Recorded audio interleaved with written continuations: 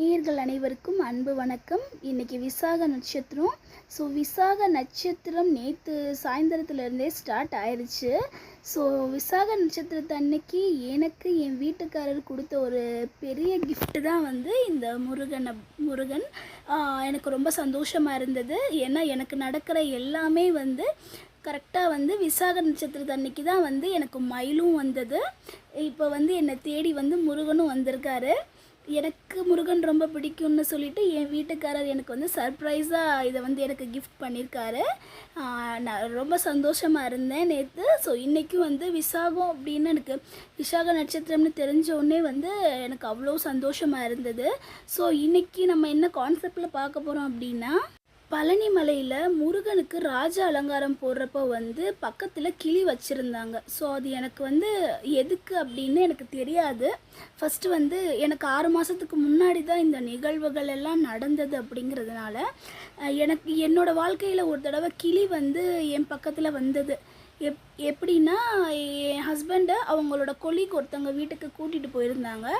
அப்போ வெளியே இருந்து பறந்து ஒரு வீட்டில் 6 மாதமாக மீனாட்சி அம்மனோட கிளி, அந்த க்ரீன் கலர் பேரட் அங்கே இருந்திருக்கு. அது எனக்கு தெரியாது. அன்னைக்கு ஒரு நாள் நாங்கள் சர்ப்ரைஸாக அவங்க வீட்டுக்கு போனோம். வீட்டுக்கு போயிருக்கிறப்போ அந்த கிளி வாசலே நின்றுட்டு இருந்துச்சு. என்ன கிளி வச்சுருக்கீங்கன்னு நான் அவங்கக்கிட்ட கேட்டேன். அதுவாக தான் வந்தது வீட்டுக்கு அப்படின்னு சொன்னாங்க என்கிட்ட. எத்தனை நாளாக இருக்குது அப்படின்னு நான் கேட்டேன் அவங்கக்கிட்ட. 6 மாதமாக இருக்குது. நாங்கள் ரெக்கையும் கட் பண்ணலை, இங்கே தான் இருக்குது அப்படின்னு சொன்னாங்க. அதுவாக போனால் போகட்டும் அப்படின்னு சொல்லியிருந்தாங்க. அப்படி சொல்கிறப்போ அது என்கிட்டயே பேச ட்ரை பண்ணிச்சு. என்கிட்ட பேச வந்தது. நான் சேரில் உட்காந்துருக்கப்போ சுற்றி என்னையே சுற்றி வந்தது.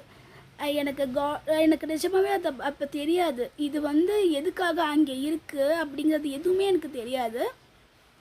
அப்போ பார்த்திங்கன்னா நாங்கள் பேசிட்டு கொஞ்ச நேரத்துலேயே நாங்கள் அங்கேருந்து கிளம்பிட்டோம்.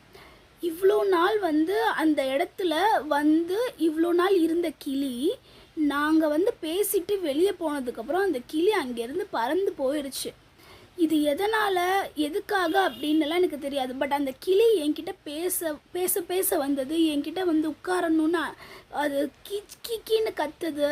பட் அது என்ன பேச வருது அப்படிங்கிறது எனக்கு தெரியலை.